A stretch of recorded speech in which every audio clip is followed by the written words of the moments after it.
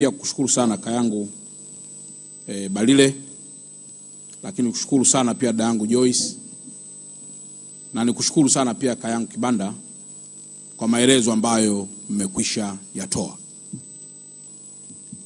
Tumshukuru sana pia kamanda wa jeshi la polisi Sakap Mlilo kwa maelezo pia ambayo naye amekwisha yatoa kuhusiana na mwelekeo wa hotuba fupi zilizotolewa na wahariri wetu. Ndugu zangu wahariri na vyombo vya habari kwa ujumla, kwa bahati nzuri au mbaya sijawahi kukutana na jopo hili la wahariri, na wakati nimepata mwaliko nilikuwa najiuliza mara mbili, sasa huko tena kuna nini? Unajua, ukigundua mwandishi wa habari yuko vizuri, anapokuita mahali popote ili mkutane mzungumze, huwa sio jambo la ndio la kwenda tu, kwa sababu unajua ana material, ana smart brain. Kwa hiyo ukiona kuna uoga unatokea kwa kiongozi kukutana na mwandishi wa habari, basi ujue hiyo ni tafsiri ya haraka kwamba mwandishi wa habari huyo ana smart brain. Kwa hicho ndicho pia kicho nikuta mimi na wenzangu kabla hatujaja hapa. Lakini pia leo mada ambayo nimeiona ni utekelezaji wa maagizo ya Mheshimiwa Rais, Waziri Mkuu pamoja na waziri wetu wa nchi ofisi ya Waziri Mkuu, tawala za mikoa na serikali za mitaa. Mtakumbuka kwamba sisi viongozi wa ngazi za mikoa na za wilaya, kwa sasa ofisi yetu imehamishwa kutoka ofisi ya Rais kwenda kuwa ni ofisi ya Waziri Mkuu. Maana yake ni kwamba Waziri Mkuu kwa sasa ndiye anayesimamia moja kwa moja masuala yote yanayohusu tawala za mikoa na serikali za mitaa. Na nieleze kwa ufupi sana, kama ambavyo Mheshimiwa Rais mwenyewe ameeleza kwamba tarehe 29 ya mwezi uliopita taifa letu lilikuwa kwenye uchaguzi, kwa maana mwezi wa 10. Na uchaguzi huu sisi kwetu Dar es Salaam tunayo picha pana tunayoweza tukaendelea kushare na wenzetu. Yapo maelezo mengi kuhusu uchaguzi wenyewe, kwamba je, uchaguzi ulikuwa huru na haki? Tunaposema uchaguzi ulikuwa huru na haki, what are the indicators? Je, uchaguzi huu ulikuwa ni kiashiria cha demokrasia? Na kama ilikuwa ni kiashiria cha demokrasia, nini ilikuwa ni indicators zake? Lakini mwisho wa siku, kama ambavyo na ninyi wenzangu mmeshuhudia, mpaka tarehe 28 mkoa wetu ulikuwa shwari kabisa. Lakini kwa Dar es Salaam mpaka saa 5 za asubuhi mkoa wetu pia ulikuwa shwari kabisa. Nimekuja pia na ndugu yangu Albert Msando ambaye ni mkuu wa wilaya ya Ubungo, lakini pia tupo na ndugu yangu Mpogolo ambaye ni mkuu wa wilaya ya Ilala hapa tulipo, na tuko pia na mkuu wa wilaya ya Kigamboni ambayo inapakana tu hapa, ndugu yangu Mikaya. Wakuu wa wilaya wengine pia tutaungana nao, walikuwa pia kwenye majukumu kadhaa. Ukimuuliza mkuu wa wilaya ya Kigamboni kama alikuwa anasikia mabomu, basi alikuwa anasikia akiwa kwa mbali sana. Mkuu wa wilaya ni shahidi, wala tuzungumzi kwa hisia za kwetu binafsi. Kwa mantiki hiyo, ukienda pale Kigamboni ukasema uchaguzi haukufanyika kwa pale Kigamboni, manake wale ndio mashahidi wa kuulizwa kuhusu uchaguzi kufanyika ama kutokufanyika. Hiyo ni sampuli moja tu katika mkoa niliyoirejelea. Lakini vipi kuhusu taifa kwa ujumla wake? Taifa ambalo ni nchi pana, je, kote huko kwa siku hiyo ya tarehe 29 kulikuwa ni sawasawa na kilichotokea katika barabara hii ya kutoka pale Kimara kuja mpaka hapa au mpaka pale walipoishia? The answer is no. Kwa sababu na sisi wazazi wetu hawako hapa Dar es Salaam. Wanapatikana huko mikoani. Wao wanasema tunawaombea huko Dar es Salaam. Tunawaombea huko Dar es Salaam. Kiswahili cha kuombea huko Dar es Salaam maana yake nini? Ni kwamba huku haijatukuta. Sasa tunapozungumza kitu huwa lazima sana tuepuke ujumuishi mno katika usemeaji. Nikisema ujumuishi mno kwa Kiingereza ni fallacy of hasty generalization. Kwamba unachukua sampuli ndogo, unaicompare na unit kubwa, halafu una draw conclusion kutoka kwenye premises ambayo ni ndogo, halafu unahitimisha kwamba hivyo ndivyo ilivyo. Hatujakataa kwamba katika mkoa wetu tulipata dharura hiyo, tulipata dhoruba hiyo. Lakini hata unapofanya research unasema nilikutana na matatizo kadhaa. Na mimi kama mwalimu wa research na kusubiri mwishoni kuangalia ni kwa kiwango gani changamoto ulizokutana nazo ziliathiri research yako. Ili sasa kama ziliathiri research yako, tuseme kumbe majawabu unayotupatia si majawabu ya uandani, si majawabu ya field, na kwa mantikio research yako haiwezi kuwa na matokeo sahihi.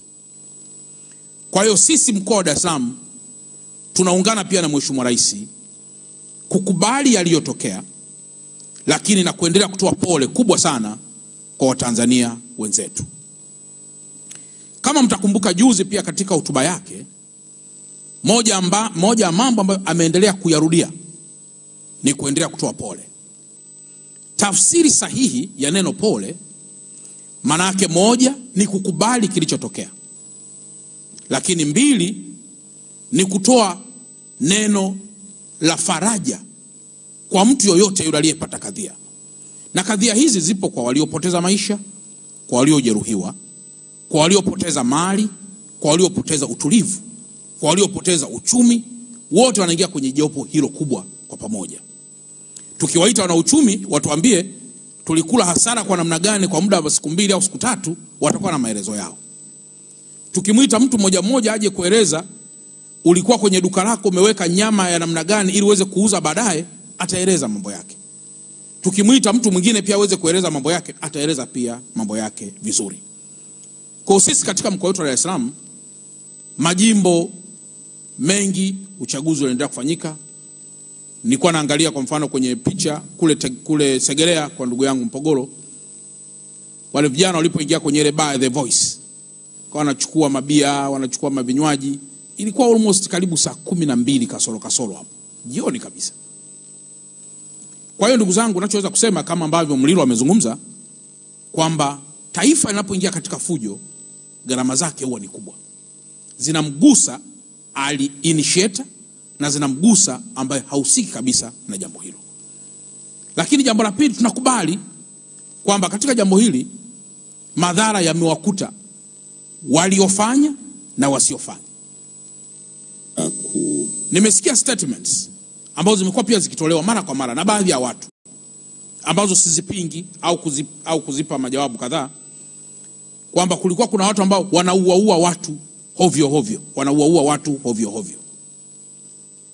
Sasa hii neno hovyo na yenyewe ni jambo pia la mjadala, na kwa kuwa mpo hapa katika usemaji wa namna yote ile, mimi ambaye pia huwa ni mtu wa lugha kidogo, huwa lazima tuwe makini kuzungumza vitu ama kwa kutia chumvi, ambayo kwa lugha sahihi, kwa kutumia tamathali za semi, tungeweza kusema lazima tuepuke usemaji kwa kutumia mbaraga, au kwa Kiingereza mnaita hyperbole, kwa maana uzungumzaji wenye exaggerations ambazo wakati fulani hisia inaweza kutangulia kuliko jambo lenyewe ambavyo lipo. Sasa haya pia ninyi kwa kuwa mpo katika usemezano wetu, tutakuja pia kuona jambo ambalo ni la muhimu. Lakini kukubali kwetu sisi kuja hapa kwenu ni jambo moja kubwa sana. Mimi siku zote huwa simuogopi mwandishi wa habari, kwa sababu nafahamu ni mwalimu mkubwa sana katika mambo mengi, akiwepo mhariri na wadau wengine wote wa habari. Lakini kinachonitishaga sana siku zote ni upotoshaji ambao ukiuangalia kuna vyombo vinavyoibuka havina mhariri wala havina mtu gani. Na wakati fulani kwa sababu ya mielekeo ya taifa na watu wake na wadau, kwa sababu kila jambo lina wadau, unakuta jambo hilo linapata watu wengi kwenye mitandao au kwenye jambo gani. Lakini limeshapotoshwa. Sasa kiongozi kuanza kutoka mara kwa mara kusema hapana, nilikuwa simaanishi hivyo, tayari huku maana nyingine inakuwa imeshatangulia, inakuwa ni kama kuanza kupambana na mwandishi wa habari au na mhariri au na vitu vingine.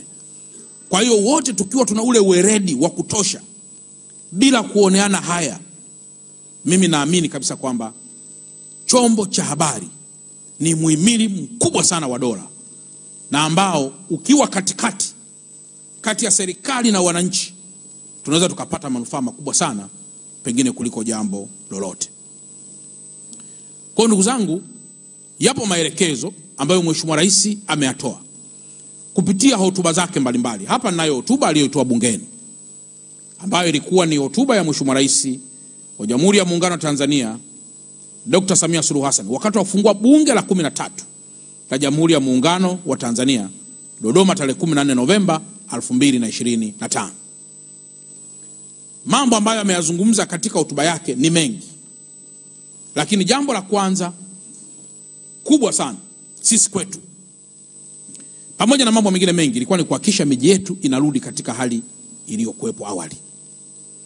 Na mimi katika mkoa wangu wa Dar es Salaam pamoja na wenzangu tulipata pia ugeni wa Mheshimiwa Waziri Mkuu, ambaye na yeye alikuwa anakuja kufuatilia kuhusiana na maelekezo ya Mheshimiwa Rais. Na moja ya mambo ambayo sisi kwetu pia tulipata madhara ni miundombinu kuharibiwa, ikiwemo miundombinu ya dati, miundombinu ya udarati. Nikisema miundombinu ya udarati au nisema miundombinu ya Moffat. Udat au uda au dati yana miliki hiyo miundombinu hiyo. Miundombinu yake iliharibiwa, ikiwa ni pamoja na vituo vya mwendokasi, ambayo sasa tumeanza kuifanyia kazi ili usafiri ule uweze kurudi kama ulivyokuwa awali. Lakini ndani ya ile miundombinu wapo watu wanaotoa huduma, ambapo barabara ya kwenda Kimara kuna mtoa huduma mmoja ambaye bado hajaingiza mabasi yake, ambaye anaitwa Transda. Barabara kwenda Kilwa Road hii kuna mtoa huduma mmoja anaitwa Moffat. Na barabara hii ya kwenda Gongo la Mboto atapatikana pia mtoa huduma mwingine ambaye sasa anaweza kuwa UDAT au akawa mtu mwingine kulingana na masuala ya kiushindani. Sasa miundombinu hii ndugu zangu wahariri imekushaanza kufanyiwa kazi. Na mpaka leo hii tunapozungumza, Waziri wa TAMISEMI ameagiza kwamba mabasi ya mwendokasi kutoka gerezani yaanze kwenda moja kwa moja Kimara. Lakini kwa muda huu tumeshazindua kutoka gerezani kwenda mpaka pale Ubungo Maji. Kwa nini kwenda mpaka Ubungo Maji? Kwa sababu ndio mahali ambapo miundombinu yake angalau inaweza kuruhusu kuswap zile kadi na kukata nauli na vitu vingine. Lakini sio kwa vituo vyote. Vipo vituo ambavyo tunaruhusiwa kushusha tu na sio kupakia. Kwa sababu ukipakia manake mtu ataingia bure, kwa sababu hakuna zile mashine za kuweza kuswap.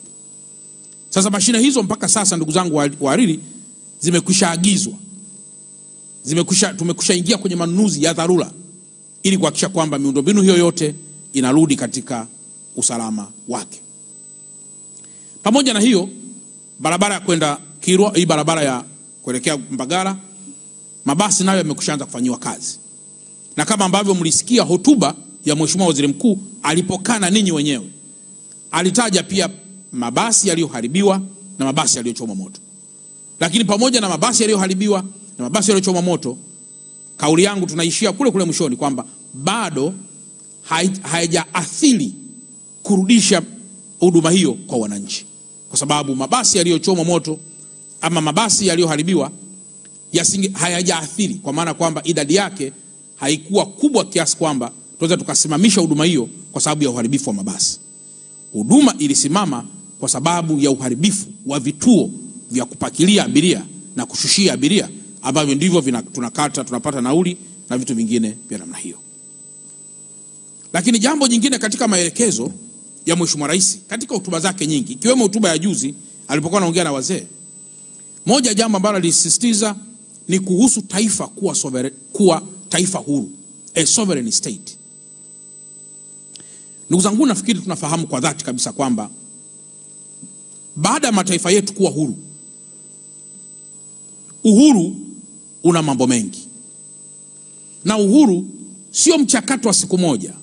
Mnaweza mkatangaziwa kuwa huru leo, lakini bado mkaendelea kuconsulti, kupewa baadhi ya vitu na mambo mengine namna hiyo, mpaka pale ambapo unaona kabisa sasa taifa hili liko huru. A sovereign state, hata katika kwa mujibu wa sheria kabisa, ni kwamba Mheshimiwa Rais juzi anapohutubia alizungumza pamoja na mambo mengine, akazungumzia kuhusu kuinyoshea taifa vidole, kuliwekea taifa masharti na vitu vingine vya namna hiyo. Lakini akauliza, wewe ni nani unayefanya jambo hilo katika taifa lilo huru? Kwa nini president anasimama na kuzungumza vile? Tafsiri zinaweza kuwa nyingi, lakini mwananchi wa nchi yoyote anaweza kujisikia fahari akigundua na akiendelea kujua taifa lake liko huru. Na uhuru haupo kwenye nafsi au haupo wapi. Moja ya watu wanaopaswa kwa namna yoyote kulinda sovereignty of the nation ni mkuu wa nchi. Na ndio maana anaitwa rais, lakini anaitwa amiri jeshi mkuu na mkuu wa majeshi ya ulinzi, kwa maana kwamba tunapolinda mipaka yake na tunapolinda mambo mengine yote hayo, tuna exercise pia zoezi kubwa sana la ulinzi wa uhuru wa taifa lake. Kwa hiyo ilikuwa ni jambo moja la muhimu ambalo sisi kwetu kama wana Dar es Salaam tuliona heshima kubwa mkuu wa nchi, kwamba wananchi msiwe na mashaka na taifa ambalo ni huru, is a sovereign state, na kwamba taifa hili liko na rais ambaye ataendelea kusimamia matakwa ya watu. Lakini vile vile katika hotuba yake, kama mlizingatia vizuri, alizungumzia umuhimu wa kuendelea kuliunda taifa katika umoja, na pengine kuepuka chuki zisizo na za lazima. Kwa mfano, ndugu zangu wahariri, mimi nina rafiki zangu ambao siwezi kuwataja, ila nina rafiki zangu ambao wamekuwa ni marafiki kweli kweli kabla mimi sijawa regional commissioner. The moment mimi nimekuwa regional commissioner, nikaanza kuona wanajidistance. Mimi nikisogea wakati fulani wanajidistance.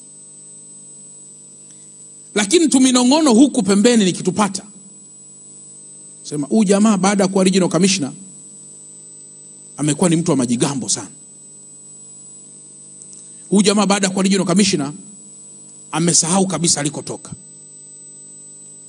Nataka niwathibitishie ndugu zangu, huu ni mfano mdogo sana ambao nimeuchukulia.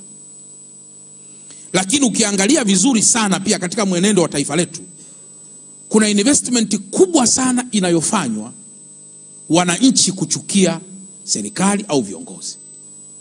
Lakini ukiuliza kwa nini, mimi nikitokea kwa mfano Albert Chalamila, hebu nieleze kwa nini? Unajua nyinyi viongozi mmesahau mlikotoka. Sasa tumesahau vipi? Kwa mfano mimi kama Albert Chalamila huwa nina sifa yangu moja inaitwa vulnerability based trust. Huwa nawaambiaga wenzangu kwamba as a leader lazima uwe vulnerable, ambayo sifa ya vulnerability based trust always is equal to honest feedback. Inakupelekea kuwa na feedback sahihi kuhusu jambo lolote unalowauliza watu. Kwa mfano as a kiongozi ukisema, vipi leo nimeongeaje? Wapo watasema, boss, hamna shida kabisa. Lakini yupo mtu atakayesema, boss, leo kile Kiingereza hakikuwa sawa sawa. Leo mpangilio ule haukuwa sawa sawa. Leo data ulizozitoa hazikuwa zenyewe. Huyu mtu anayemwambia kiongozi mwenzie au kiongozi wake, reaction ya kiongozi ikiwa ni kumchukia huyu aliyempa ukweli na honest feedback hiyo, huyu kiongozi hana sifa ya ile vulnerability based trust. Na kwa mantiki hiyo, sisi kama viongozi lazima tuwe na hiyo sifa, ili tusikilize watu mnasema nini. Sasa inafika kipindi ujenzi wa hoja hizo. Juzi nilikuwa Iringa zamani, Walili, nilikuwa Iringa pale. Mtu mmoja akasema, nimekuja kuomba kazi. Kaniletea na CV. Akaniambia, kwenye vile vituo vyako vya mafuta hauna nafasi. Nikasema, vipi? Akasema, kile pale kiko njia panda Tosa Maganga, kile pale kiko si njia panda wapi. Sasa nikaanza kurejesha, mimi sijawahi hata kujenga kituo cha mafuta. Lakini huyu bwana amekuja akiwa very sure kwamba mimi na kituo cha mafuta. Na inawezekana pengine kwa mtu aliyemchukia Chalamila angeweza kwenda pengine kuchoma kituo cha mafuta kile kwa yule mtu ambaye amekopa pesa benki na analisha familia yake kwa chuki kwamba hiki kituo cha mafuta ni cha Chalamila. Lakini ukweli wa Mungu kabisa, kituo hicho wala kijawahi kuwa cha kwangu, wala hata sifahamu kimejengwa saa ngapi.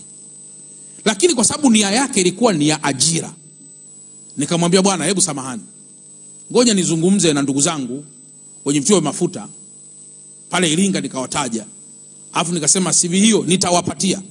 Lakini baada ya muda amekuja kunipa taarifa kwamba walimpokea na ameajiriwa, na alionipigia simu nikasema kweli anafaa, mpeni tu gari hiyo, anaweza kuwa msaada. Lakini kama atafanya uharibifu, basi tutasimama pale kwa pamoja. Sasa ninachotaka kusema ni nini? Maneno na maelezo kama haya yakidakwa na muhariri au chombo cha habari kwamba Chalamila huyu ana ukwasi huu, mwananchi wa pale chini ana trust sana jambo linalotoka kwa mwandishi wa habari au lilotoka kwa muhariri kuliko jambo lolote. Sasa ikifika kwenye kadhia, ndio yale ambayo alikuwa anauliza dada yangu Joyce au ndugu yangu Kibanda kwamba, je, umeandika kwa kuwa uliniuliza mimi nikasema ni yangu, au umeandika kwa sababu ulisikia watu wakisema kwamba mimi na kituo cha mafuta, au umeandika kwa sababu ulisikia jambo hilo? Sasa the same kwa mkuu wa nchi, the same kwa mawaziri, the same kwa nani. In connection na hili, kama wenzangu wamezungumza, ndugu zangu Walili na wa vyombo vya habari, mimi ni waombe sana, mahali popote linapozungumzwa jambo lolote lenye interest ya kuweza kuliandika ama kulitolea ufanuzi, mtu yoyote anayehusika, ni vizuri mkabalance story, ili Watanzania wapate hadithi za pande mbili, hadithi za anayesema na hadithi za unayesemwa. Halafu kama mtaona kuna jambo lolote, hapo ndipo tunaingiza kitu kinachoitwa uchanganuzi wa kina kuhusu ulichokisikia, deep analysis of what you have heard. Ukishafanya namna hiyo, manake wewe unakuwa unafanya analysis ya results, analysis ya ulichokisikia, halafu ndio unakitoa ukiwa katikati ya ulichokisikia na katikati ya msemwa na katikati ya yule ambaye amezungumza. Kwa hiyo hoja Mheshimiwa Rais imekuwa